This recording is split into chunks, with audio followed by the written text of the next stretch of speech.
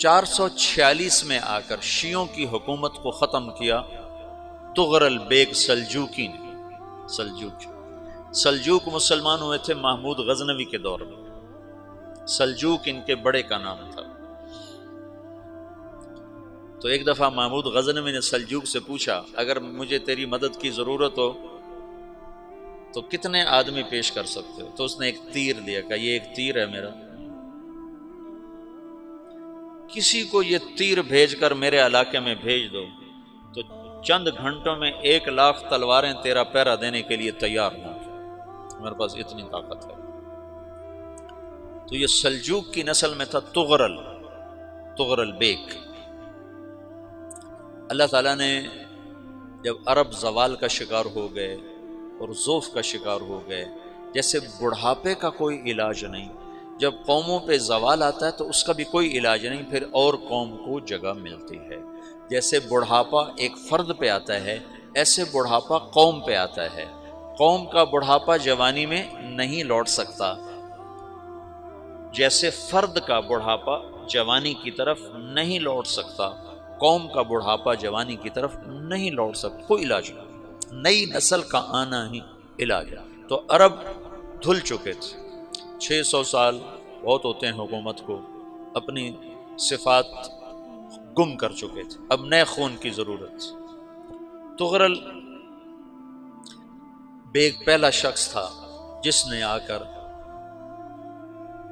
اہل السنت والجماعت کو استحکام بخشا، شیعوں کی حکومت کو ختم کیا، بغداد سے، شام سے، ان سارے علاقوں سے۔ صلاح الدین ایوبی نے اسماعیلی شیعہ کی حکومت کو ختم کیا، مصر۔ العاضد ان کا آخری خلیفہ تھا۔ صلاح الدین ایوبی نور الدین زنگی رحمۃ اللہ علیہ کا پروردہ تھا، اس کا دوست تھا، اس کے دوست بھی تھا، بچہ بھی تھا اس کے سامنے، زیادہ لکھنے پڑھنے کا شوق تھا۔ پھر اللہ تعالیٰ نے اس سے کام لیا اور اس کو مصر کا گورنر بنا کے بھیجا، مصر کی مدد کے لیے بھیجا۔ تو وہاں اس نے صلاح الدین ایوبی نے وہاں ختم کیا، طغرل بیگ نے یہاں ختم کیا۔ تو پھر سلجوق جو تھے نا یہ اقتدار میں آئے، ادھر ختم ہو گئی سلطنت بنو عباس کی، مصر ایک چھوٹی سی ترکوں کی سلطنت۔ تو اللہ تعالیٰ پھر مرکزیت کے لیے ایک نظام چلائے، دو لشکر آپس میں لڑ رہے ہیں ایک میدان میں، ایک جنگلی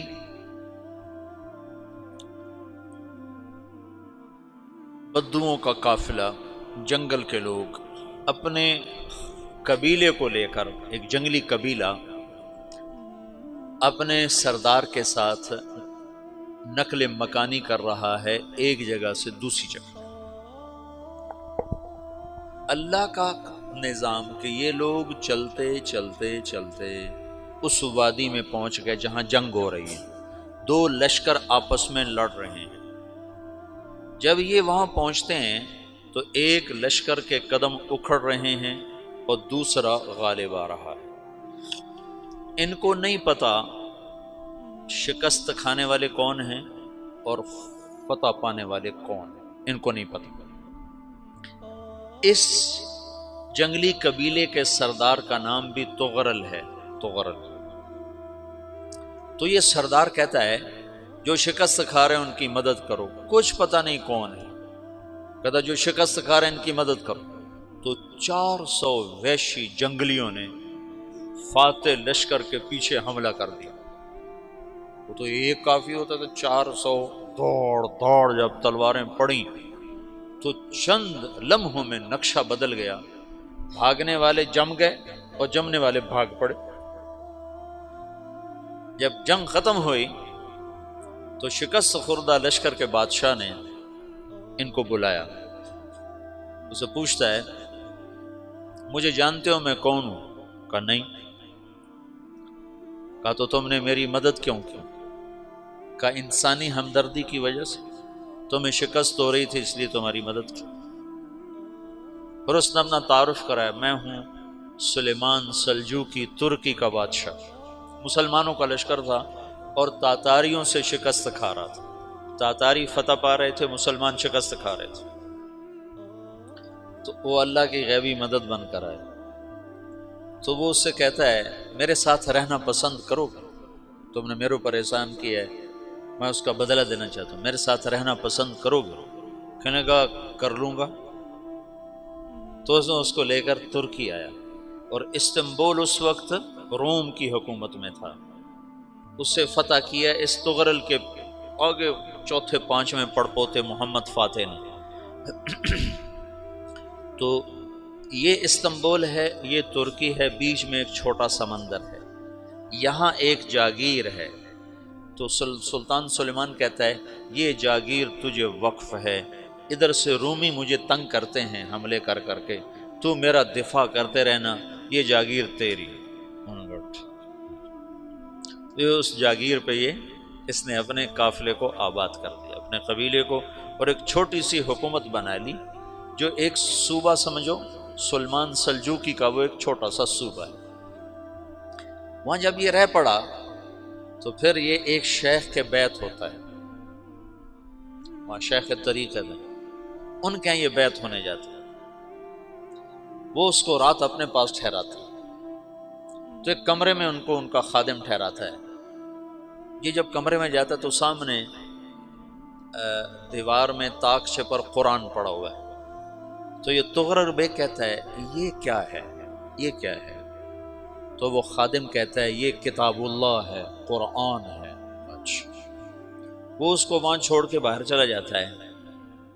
وہ دیہاتی آدمی، جنگل کا رہنے والا، پہلی دفعہ زندگی میں قرآن دیکھا، وہ کہتا ہے یہ قرآن ہے، اللہ کی کتاب ہے، میں اللہ کی کتاب کے سامنے سو جاؤں، کتنی بے ادبی ہے۔ تو اس نے ایسے قرآن اٹھایا اور سر پہ رکھ لیا اور کھڑا ہو گیا، ساری رات قرآن سر پہ رکھ کے کھڑا رہا۔ رات کے پچھلے پہر اس کو خواب آیا، کھڑے کھڑے اس نے دیکھا کہ اس کی پشت سے ایک چاند نکلا اور شیخ کی بیٹی کے سینے میں جا کے اتر گیا۔ پھر اس لڑکی کے سینے سے ایک درخت نکلا جو پھیلتے پھیلتے پھیلتے 3 بر اعظم پہ چھا گیا، افریقہ پر، یورپ پر، ایشیا پر۔ پھر اس کی آنکھ کھل گئی، وہ کھڑا ہوا ہے، تو اس نے صبح یہ خواب اپنے شیخ کو سنایا، تو انہوں نے اپنی بیٹی اس کے نکاح میں دے دی۔ اس بیٹی سے ایک بچہ پیدا ہوا، تغرل بیگ نے اس کا نام رکھا عثمان، عثمانی ترک نام سنا ہوا، جو میں نے کل بتایا تھا کہ 1924 میں وہ خلافت ختم ہوئی۔ تو ایک بیٹا پیدا ہوا عثمان۔ عثمان نے پھر ایک نئی اسلامی حکومت کی بنیاد رکھی جو 1924 تک چلتی رہی، کوئی 800 سال یہ حکومت چلی۔ تو حکومت کا شیرازہ بکھرا لیکن پھر جڑ جاتا تھا، پر وہ قرن اول والا جوڑ کبھی نہ پیدا ہوا، ٹکڑے بن گئے۔